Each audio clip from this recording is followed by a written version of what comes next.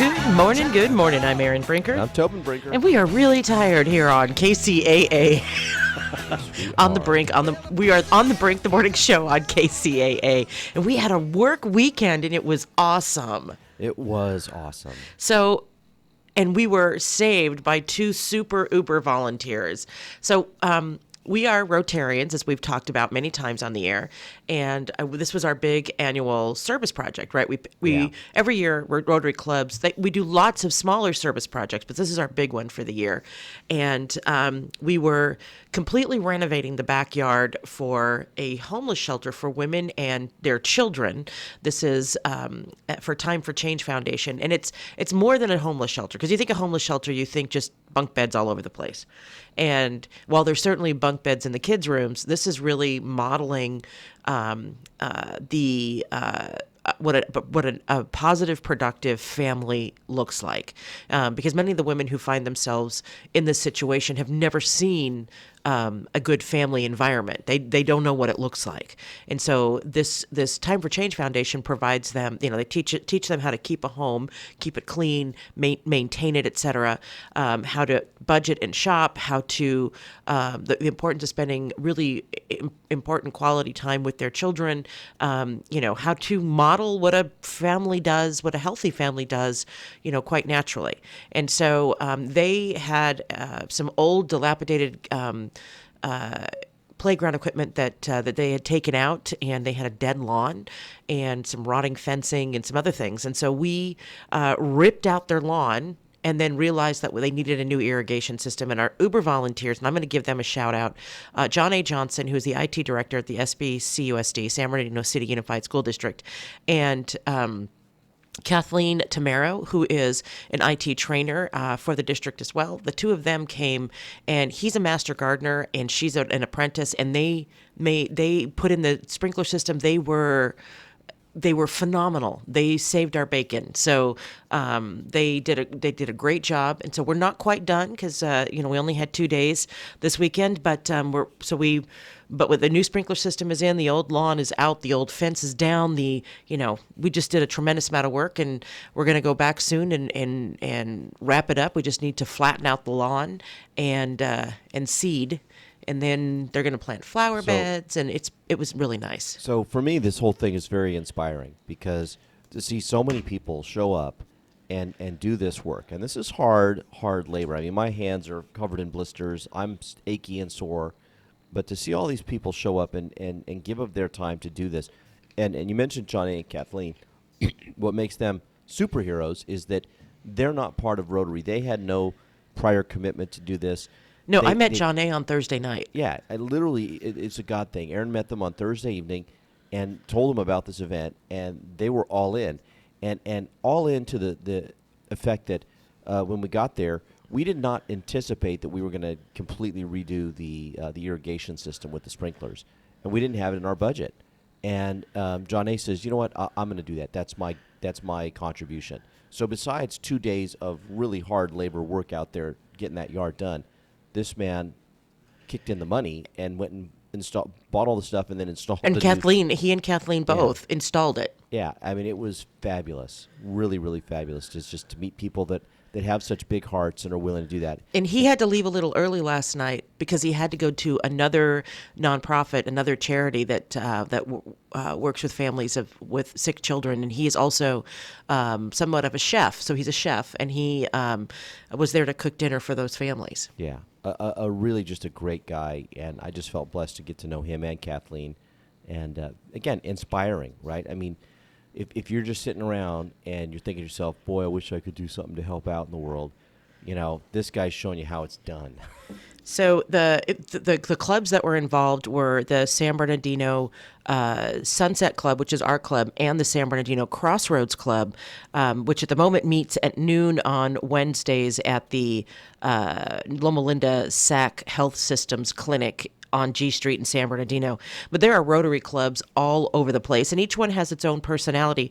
If you want to, seriously, if you want to help make your community better, And if you're unhappy with your community, this is kind of our philosophy.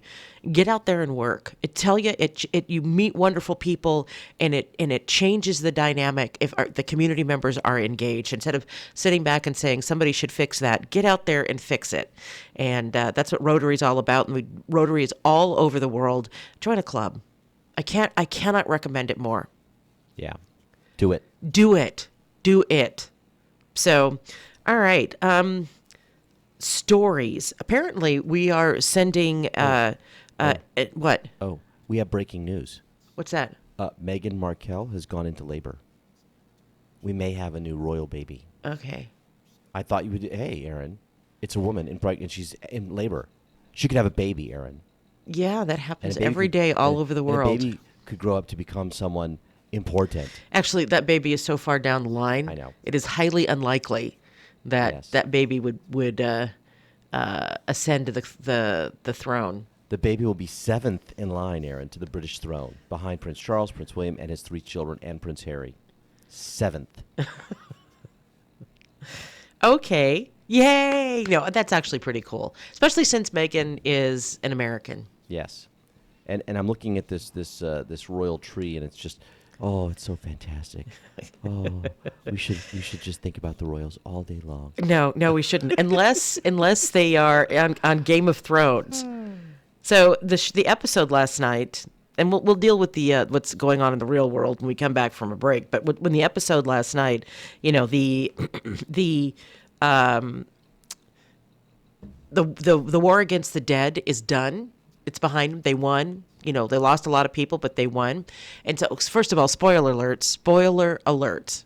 If you didn't watch last night, then stick your fingers in your ear and go la la la la. So Dany is starting to feel, now that she knows that Jon is actually Aegon Targaryen, she's starting to feel really insecure and wanting to get to the Iron Throne even faster.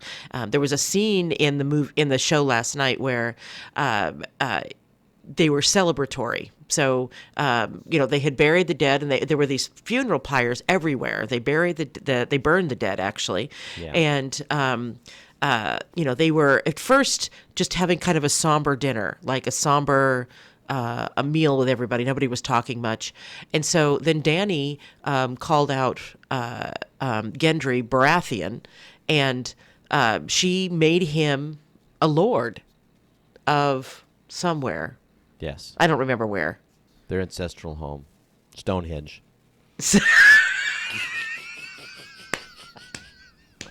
It was Stone something. Yes. I don't remember. Anyway, and at first I thought, because she had this kind of stern look on her face, I thought she was going to, do something bad to him because, he had a claim to the throne as well.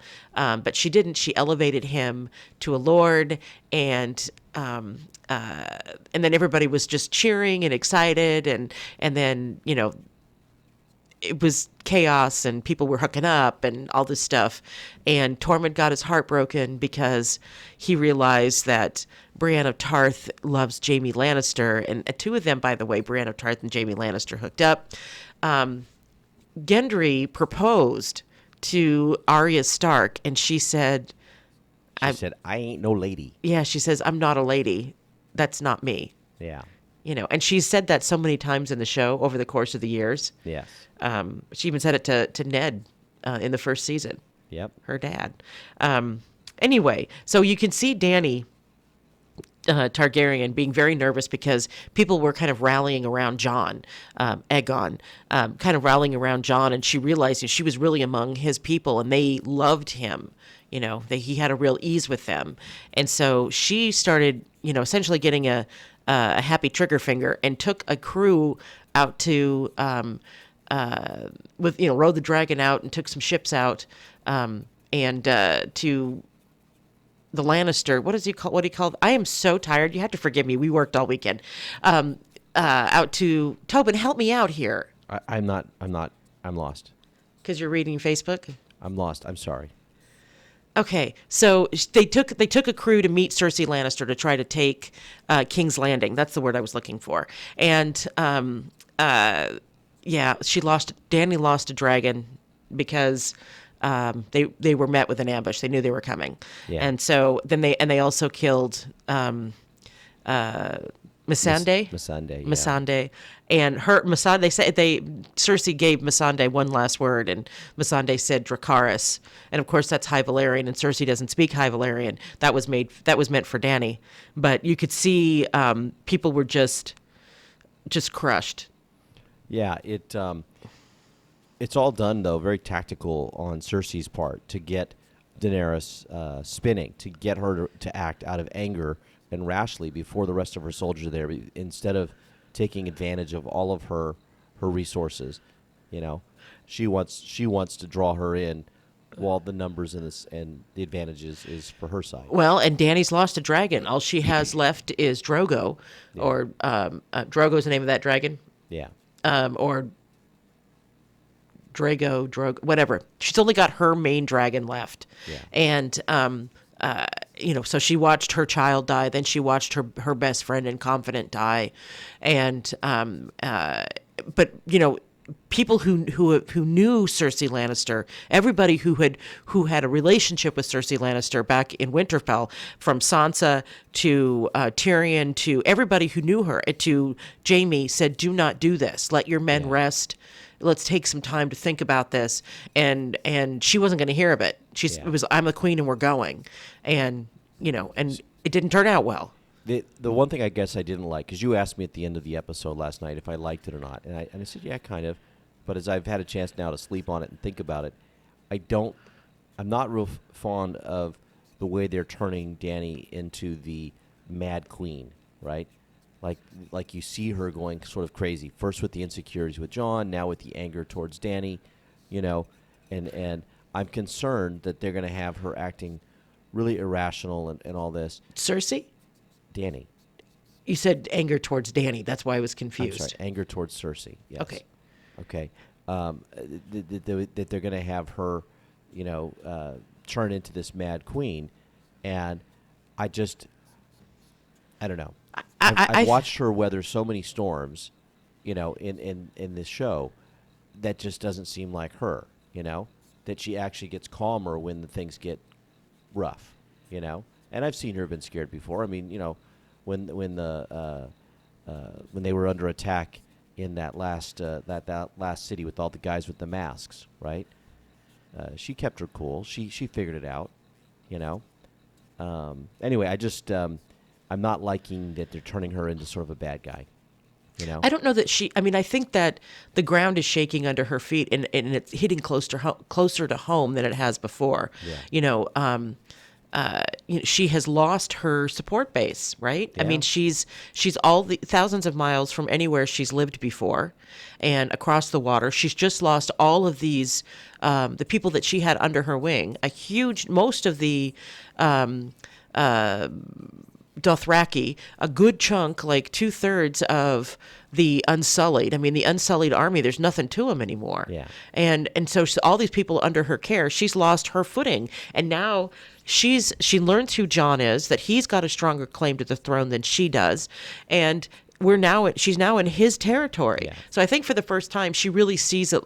Before she had a single-mindedness focused on her goal, and now she's to a point where she's like, I don't know how I'm going to get there.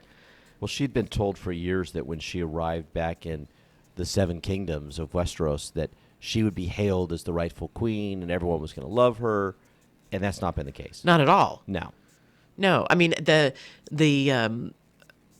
she knew what Jaime Lannister did to her father, but in killing, because he became the Kingslayer, but she didn't realize, she'd heard that her father was a monster, but now she's meeting the people who were victims of her father's rage, people who were burned to death by the dragons who exist, not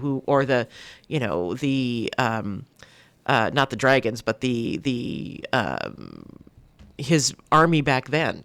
Right? Because they didn't have dragons during her father's reign, did they? I think by that time the dragons were tiny. If They were tiny, right. But he wanted to burn them all. Because there's lots of references to him saying burn them all. So, she's now meeting the families. When she meets Sansa, for example, Sansa does not give her a warm welcome at all. Sansa's kind of turned into the Ice Queen. Yeah. She really has. She really I mean, you understand why she got there. You understand Yeah. why she's that way. But she's turned into the Ice Queen, and of course, Arya is she's basically the Hound, Yeah. a Yeah. very, very, very talented killer. She is. In fact, it was funny the two of them and their relationship as they rode off at the end to head towards King's Landing to do their deeds, to finish their scores, to settle their scores. So I think Arya dies in King's Landing, and maybe the Hound does too. Well, a lot of the prognosticators are what they make their list of who they think is going to die in the next set. But yeah, she's on that list. Yeah. So with that, let's take a break. I'm Erin Brinker. And I'm Tobin Brinker. And we are on the Brink, the morning show on KCAA. We'll be back in a second. They said it really loud and said. Why are you listening to this radio station? Why? When you can host your own radio show. You're listening and you think you can do better? You have a message or a product you want everyone to know about. Host your own radio show. Team up with the area's best radio professionals and let them make you sound like you should be on NBC. KCAA NBC Radio, that is. KCAA produces more than 50 local programs each week on subjects ranging from business and sports to political talk, vegan diets, or even marijuana-related issues. We don't just broadcast on the radio, we broadcast to the world. Online, on TV, on social media, on Facebook. You'll be all over. Imagine what your friends will say. And KCAA reaches over 5 million people on 3 radio stations. Join the staff on 1050 AM, 102.3 FM, and 106.5 FM. NBC Radio. Jump on the KCAA Express. Call 909-793-1065. That's 909-793-1065 and get ready to transmit. Hey Ryan, do we have any beer in the fridge? Nah, I thought you got some. The game starts in 5 minutes. And you drank the last beer at midnight on Friday. I wish there was a place that delivered beer. Yes, I'm Captain Crafted. I'm here to bring you beer. That's Captain, C-R-A-F-T''D. Why? Because there's no E, just a D, as in deliver, because Captain Crafted delivers. That's right. The Crafted Beer Store in Redlands is now open for business with great prices and deliveries of your favorite beer, wine, spirits, water, ice, and mixers. Did I mention their great prices? That's CRAFTDBEER store.com or Fred Crafted Beer Store on Facebook.com. Make it easy.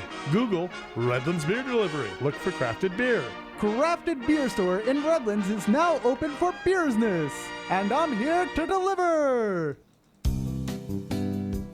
The Tri-City Shopping Center in Redlands is serving up some really cool ice cream at La Micho Acana. Then get your chocolates and other delights from C's Candies. Moms and future moms who visit the mall can cool off and relax while they get treated like royalty at Shiny Nails or Francis Nails and then pampered at Texture Hair.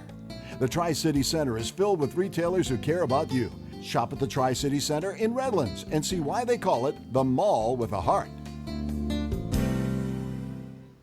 I'm finally getting my abs back thanks to TC1 Gel. I gained some inches around the belly last year and the holidays didn't help either. But then I discovered TC1 Gel and now 2019 is the year of my abs returning. TC1 Gel is a thermogenic gel that you rub on your waist 15 minutes before exercising. Then simply put on the TC1 sweat belt and start your workout. You'll sweat like crazy and feel the burn. It focuses on boosting circulation, increasing perspiration, activates body heat, reduces muscle fatigue, and burns off more calories.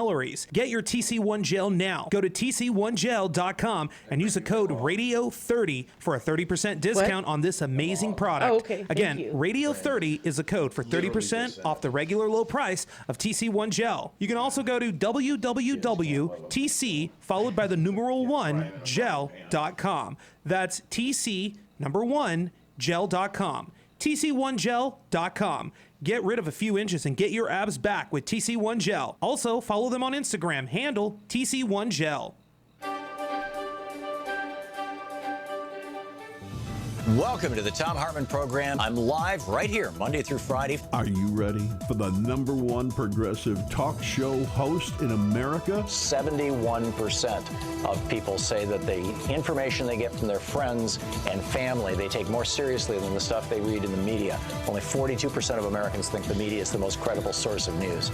And therefore, if you're informed, if you're awake, you need to be telling your friends. You need to be talking to your friends and family. 24-time New York Times best-selling author and has nearly 6.5 million listeners nationwide. These are crimes. These are international crimes against humanity. And I would love to see somebody held to account in this administration. Introducing Tom Hartman on KCAA Radio, weekday afternoons starting at 2. KCAA, where every day is a great day.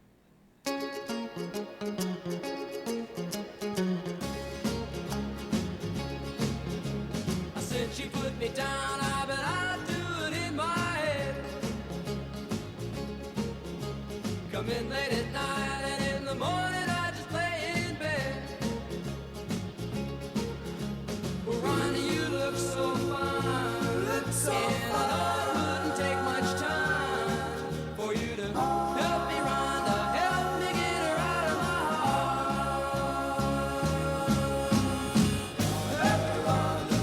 Welcome back. I'm Erin Brinker. And I'm Tobin Brinker. And we are on the Brink, the morning show on KCAA, AM 1050, FM 106.5, and FM 102.3. Once again, it's super to have you with us. We understand that you have lots of choices for podcasts and for live radio from 6 to 7 a.m. Monday through Friday, and we're super excited that you chose to spend it with us. So, measles is making the news again. Health officials are urging vaccination as the LA area outbreak continues to grow. Public health officials are again reminding people to get vaccinated after the 8th case of measles was reported in LA County over the weekend. The 8 cases observed in LA County are in addition to 2 cases in Orange County. An additional 6 people with measles are believed to have traveled through the LA area in recent weeks. The infected person associated with the latest case visited popular spots including the Grove, the LA Farmers Market, nearby shops and stores, and the Los Angeles International Airport. People who traveled through those areas on April 27th are at risk for the next 21 days of developing measles. Doctors are urging everyone to make sure that they are vaccinated. And as we talked about last week, if you were born between 1957 and I think 1989, then you need to get a booster shot, because it was after that point that they realized that there was better coverage, better protection if you'd gotten a booster shot. Get two shots in the series of the measles vaccine. Whereas when we were kids, we were just given one shot. And the difference is from 93% to 97%, but you don't want to be in that 4%. So, go get a booster shot. You and I need to do that, Tobin. Yes, we do. So measles can kill. So it gives you a high fever. It can cause deafness, which is really terrifying. You get the measles and you lose your hearing. It can cause severe pneumonia and debilitating pain. If you have a room full of 100 people who are not measles immune, 90 of them are going to come down with the measles. That's number one. Number two, people are contagious before they start having symptoms. Measles is the most virulent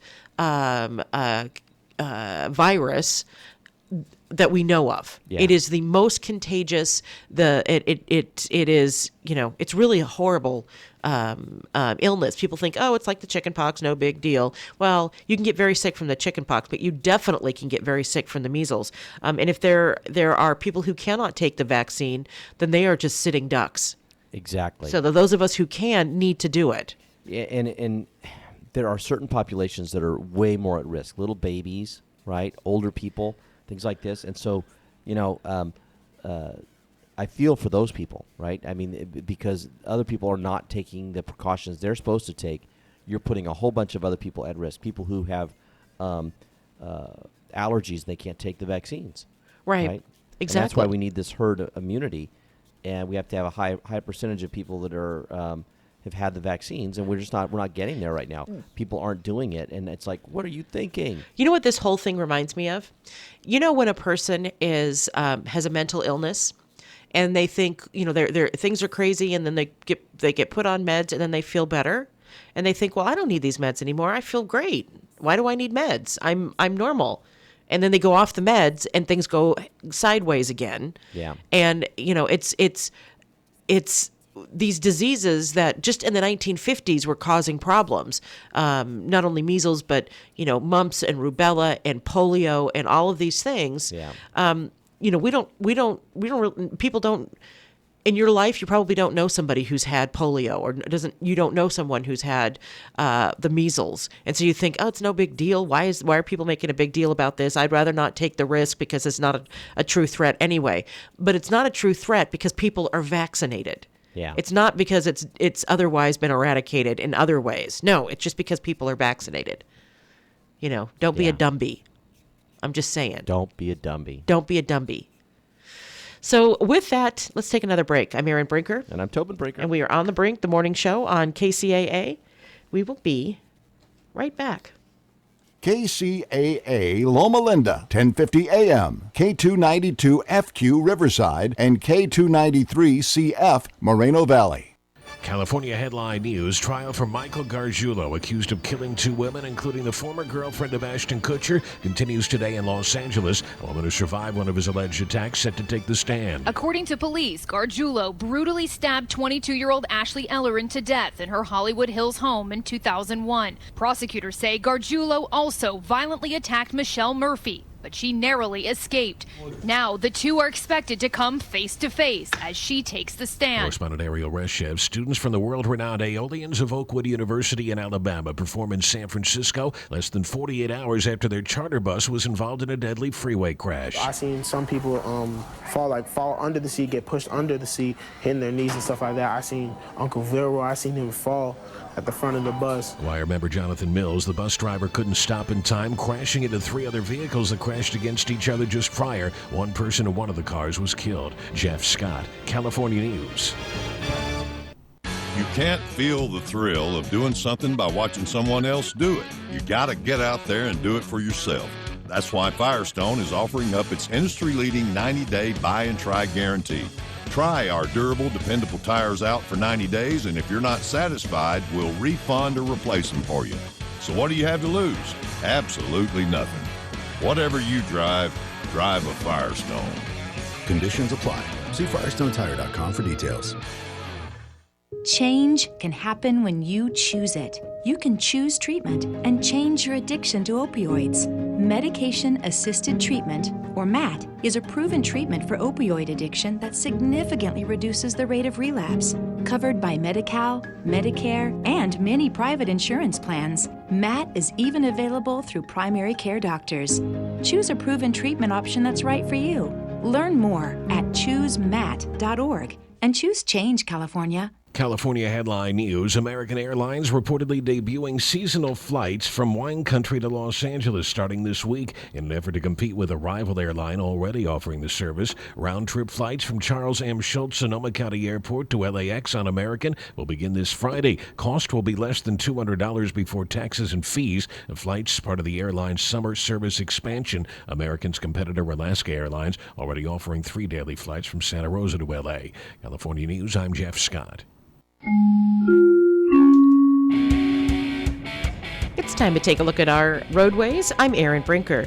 In Corona on the 91 westbound before 6th Street, a 2-vehicle crash is now along the right shoulder. Slow traffic is backed up from Pierce Street. Traffic stays slow out to Green River Road. The 71 south is slow from Euclid down to the 91. In Fontana on the 10 eastbound at Sierra, a wreck is over the right shoulder embankment. Also in Fontana on the 10 westbound at Citrus, a 3-vehicle wreck is now along the right shoulder. Slow traffic is backed up from Sierra. Finally, in Rancho Cucamonga, there's going to be their high wind warning, strong winds on the 15, obviously northbound and southbound. This is between Summit Avenue and Oak Hill Road. Travel is not recommended for campers, trailers, or other high-profile vehicles due to strong, gusty winds. Also for the 215 between Palm Avenue and the 15. This has been your traffic report. Drive carefully, everyone. I'm Erin Brinker, and this is KCAA.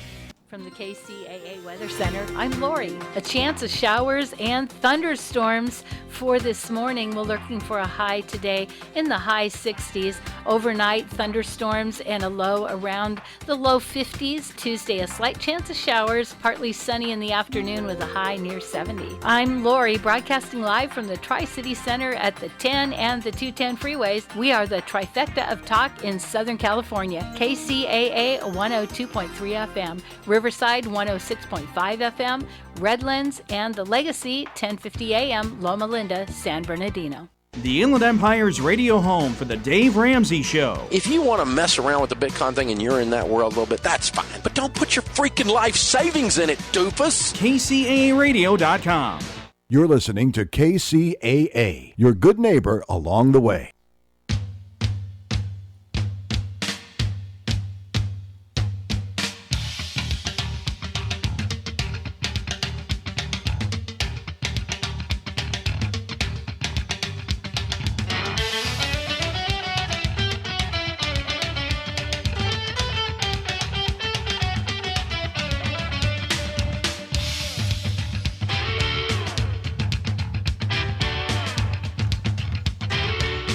Welcome back. I'm Erin Brinker. And I'm Tobin Brinker. And we are on The Brink, the morning show on KCAA, AM 1050, FM 106.5, and FM 102.3. So we're hearing news reports that an aircraft carrier group has been moved into waters near Iran. And our Secretary of Defense, Bolton, has said, we're not trying to provoke a war. We're just wanting them to know that we're here and that they need to cool their jets. Yeah. Does this scare you? It does. And my initial thought is that, as we're heading up into an election year, that we would have an administration that would engage in some sort of conflict, because then you can make the argument, don't change horses in the middle of a war, right? But a war that started for purposes of just getting somebody reelected, I don't know. Well, and that's, even, of course, we hear, nobody really knows except for people who have the security clearance to know, people in the military, people in the State Department, that sort of thing. Nobody really knows what's really happening, right? Yeah. So, and what our news tells us, is not necessarily, it's what people speculate is happening. And so the assumption is always going to be that the dog is being wagged, that instead of the tail, right? We're wagging the dog, that they're wagging the dog, creating an external threat to change the dynamic in the country. Yep. But I think people have war fatigue. We've been at war since the early 2000s. Yeah. Yeah, I agree. I don't know that it works, but, I think that it's definitely a concern, though. I mean,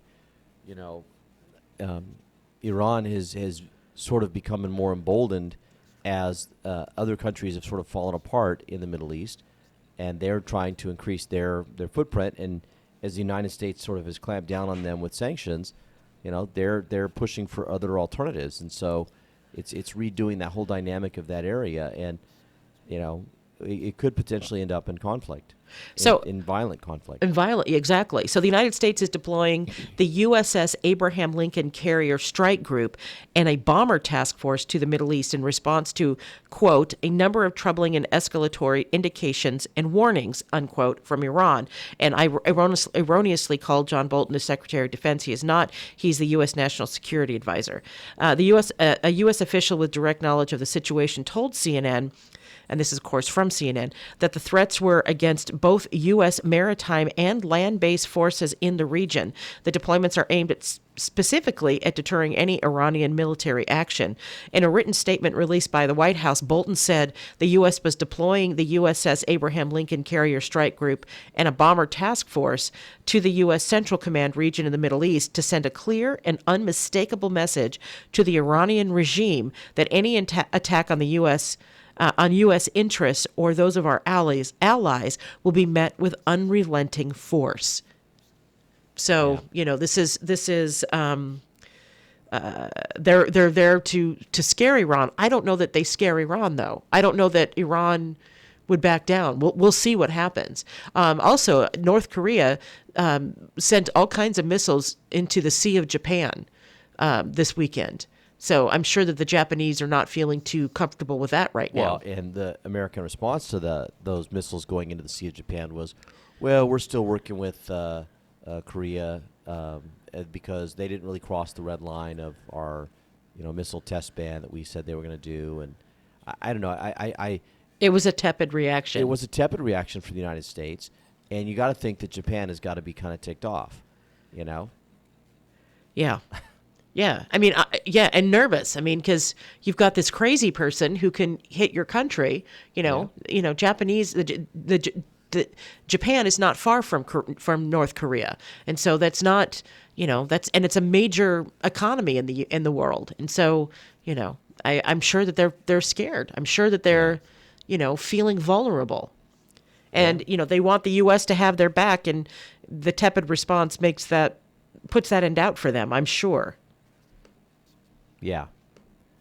Japan is one of our best allies, and to not have their back is unconscionable. It is unconscionable. So another scary report. We're full of good news today here on the On the Brink morning show on KCAA. That scientists are reporting that nature is in its worst shape in human history. Yeah. Nature needs to go to the gym, Aaron. That's all I'm saying. Get a membership, right? 24-hour fitness for the Dolphins, whatever. Just get out there. I don't think that's what they mean. No? No. I got it wrong? I think you got that wrong. Was that a Rosanna Dana moment? That was a Rosanna. Oh, God. Yes. It's Monday. I'm feeling a little punchy. Scientists think that nature's in trouble, Aaron, now more than any time in history, with the extinction looming over 1 million species of plants and animals. That's the key finding of the United Nations' first comprehensive report on biodiversity. The report was released on Monday and says species are being lost at a rate tens or hundreds of times faster than in the past. More than 500,000 species on land lack sufficient habitat for long-term survival and are likely to go extinct, maybe within decades. And the oceans are not much better off. Research say that the problem tracks back to humanity, but it's not too late to fix it. We're the problem, Aaron. We're always the problem. Conservation scientists from around the world convened in Paris to issue the report, which exceeds over 1,000 pages. So basically, there's an accord that has to be signed by 100 nations. Yeah. And so this is part of the lead up to that. They're trying to get people to understand what they believe is happening, and they want all these nations to sign on. Now, this article does not link to the article to this 1,000-page report, and it does not say what's going to be in the accord. So we don't know what they're. I mean, is this going to curtail the U.S. economy? It is. Okay. You know it is. Okay, it is. I mean, let's be really honest. You and I've had this conversation for some time that starting in the 60s and 70s, there was a group that really saw overpopulation as the problem, and they were pushing for abortion on demand in every country and limits for population size and zero growth initiatives and all this, and they got absolutely nowhere.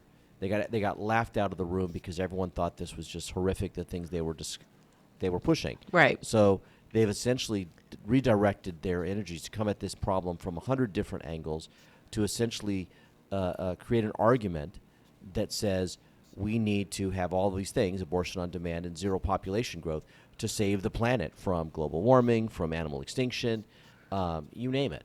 Right.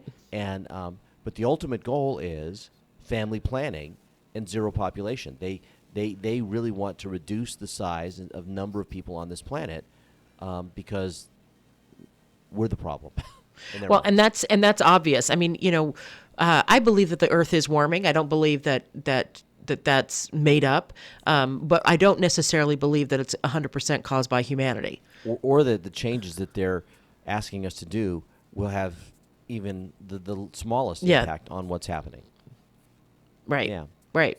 So, and I think this is just one more crack at that. So I mean, but you think that the remedies, if taken to their logical extremes, the remedies are terrifying, right? I mean, so carbon dioxide, for example, is the byproduct of our breathing. It's created by a lot of different, it's created in other ways too, but it's the byproduct of our breathing. And so are they going to start killing people to reduce the carbon in the air, carbon dioxide in the air? Yeah, I don't know. I don't know. That's taken to if you take it to the logical extreme. I'm not a crazy person saying they're going to go out and do that tomorrow. It's not going to happen. But if you take it to its logical end, that's where it'll take you to that point. But they're normalizing euthanasia. There's a whole bunch of ways that they're essentially making it easier to control the population, right? The flip side of that is all of the social programs that people want. Without young people, without, replacing the population, those programs collapse in on themselves. Yes, they do. Because you don't have the tax base to pay for them when you have shrinking populations. All right, so let's take another break on that happy news, and we'll pick some happy stories. I'm Erin Brinker. I'm Tobin Brinker. And we are on the Brink, the morning show on KCAA. We'll be right back. From the Bureau of Economic Geology, this is Earth Date.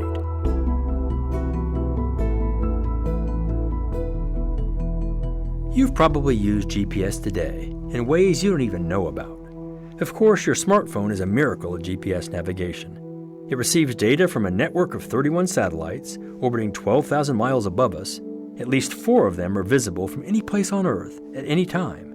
It uses that data to pinpoint your location to within 10 feet. It's pretty amazing. But there are many other ways that GPS impacts our lives. It helps airline pilots and ship captains stay on course. It helps taxis find their fares and military missions find their targets. And it plays important roles in bank transactions and power grids.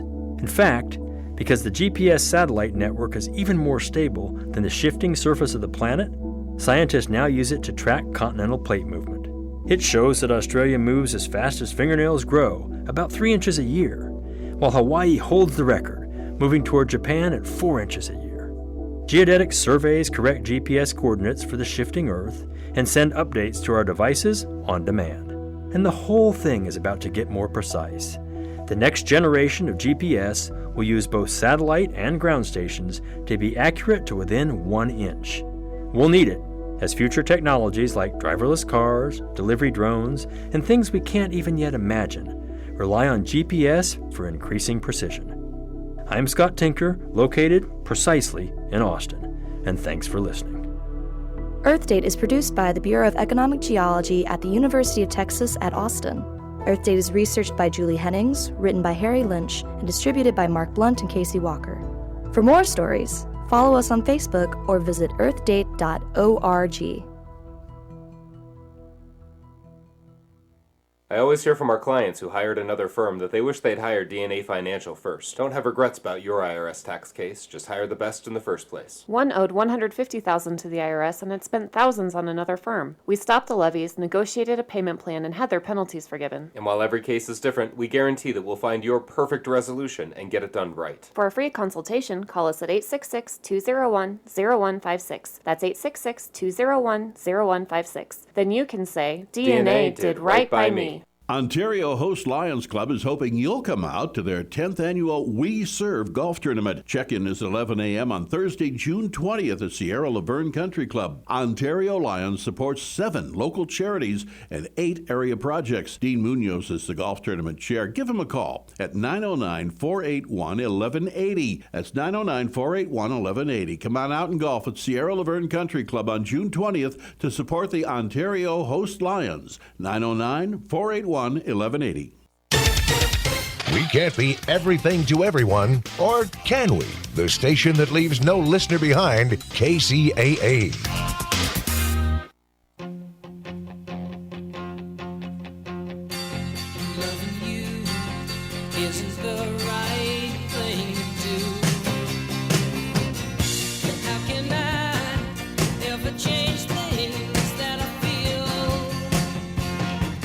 Welcome back. I'm Erin Brinker. And I'm Tobin Brinker. And we are on the brink, the morning show on KCAA, AM 1050, FM 102.3, and FM 106.5. And this story absolutely cracks me up. Apparently, it's not a good idea to drive and eat nachos at the same time. Why not?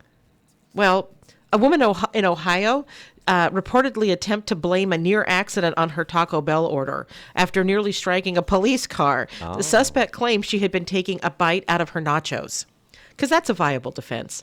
Cleveland.com reports that the woman was driving a black Jeep in North Royalton, Ohio on April 6th when the incident occurred. The police officer claims that he had to swerve his vehicle to avoid being hit. He then pulled the woman over, and when he asked her what happened, she held up a bag of Taco Bell and blamed the nachos because the nachos were driving. Right. So you can see it, Nacho Man behind the wheel of the car. Yes. According to the officer, her center console was covered in shredded cheese. She initially refused to get out of her vehicle, claiming that she had a prior drunk driving arrest and was a single mom. Okay. Cleveland.com reports that she had been convicted for drunken driving offenses in 2009 and 2015. And then guess what happened? She failed a sobriety test. Shocking, isn't it? So the nachos were actually her drunk food, like, you know. Yes. You know when you get the munchies after you've been drinking, and you're like, oh my God! And she blamed the nachos. She blamed the nachos. Actually, I have to say, Del Taco has better drunk food nachos than Taco Bell. At least they did, back in the day when I was in college. When you was drinking. Yeah, but I wouldn't drink and drive. No, because that's dumb. Yeah. She was arrested for drinking and driving and cited with driving left of center, not giving full attention and obstructing official business. Yes. She blamed her nachos.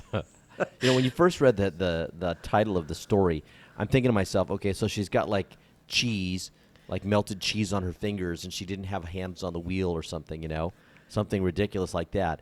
But, I wasn't thinking that she was actually drunk or something. I'm thinking, there's like some real story about how she had like messed up on her hands because it's nachos, which is kind of messy food. It is messy food that you should not eat even if you're sober while you're driving. Yeah, I mean, you think about the foods that people do eat while they're driving. Like a burrito. Like a burrito, right? Something you can have in one Chicken hand. nuggets. Yeah. Or chicken strips. Or sometimes you have fries in the bag and you reach over and you grab a fry and drop it in your mouth. Yeah, I mean, I've done that. But, nachos? Nachos, not so much. No. Not so much. That's like right up there with, I'm going to eat a chili cheese dog while I'm driving.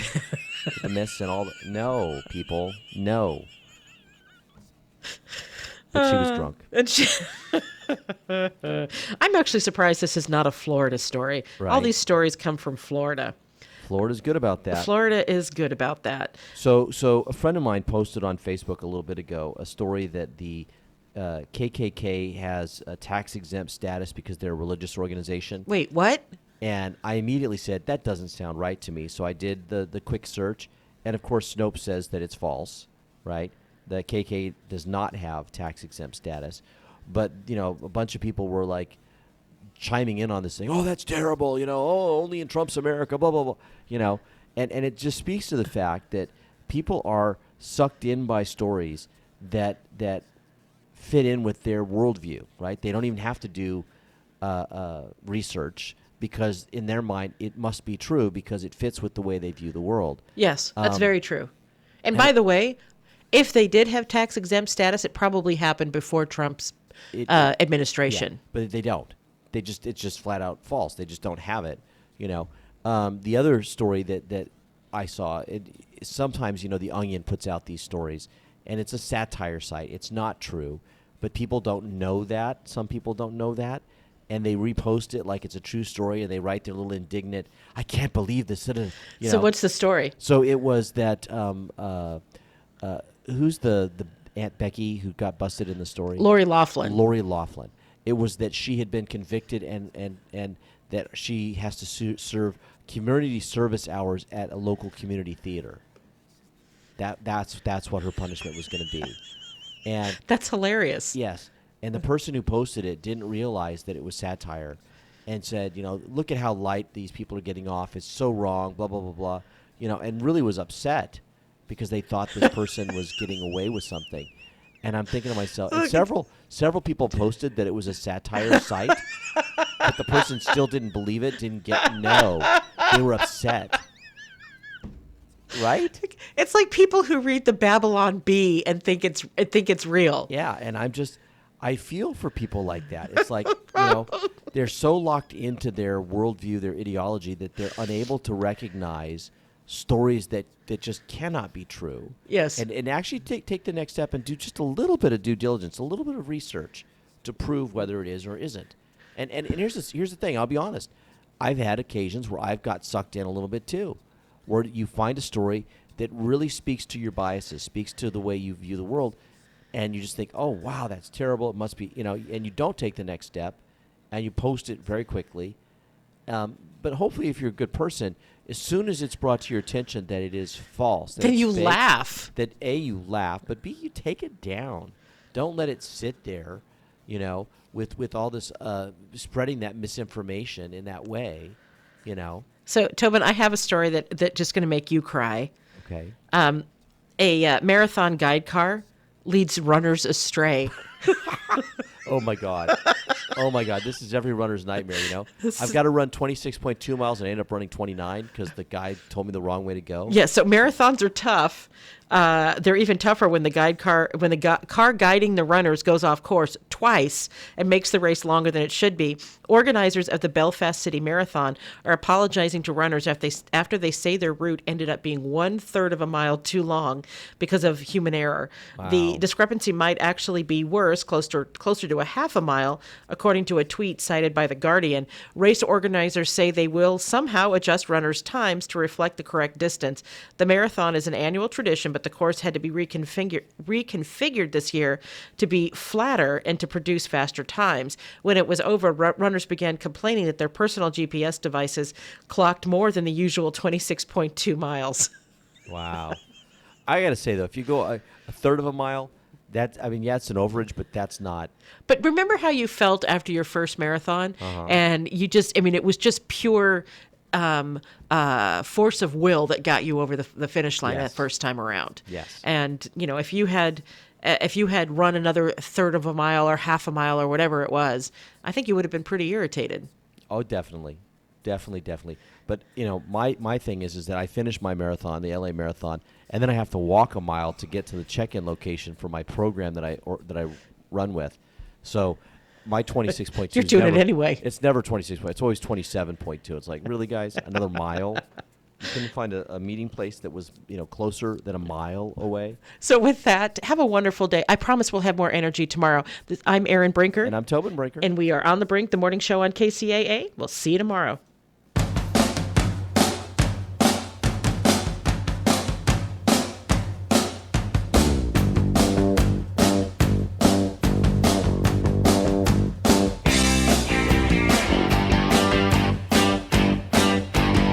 KCAA Loma Linda, 1050 AM, 106.5 FM, and now 102.3 FM.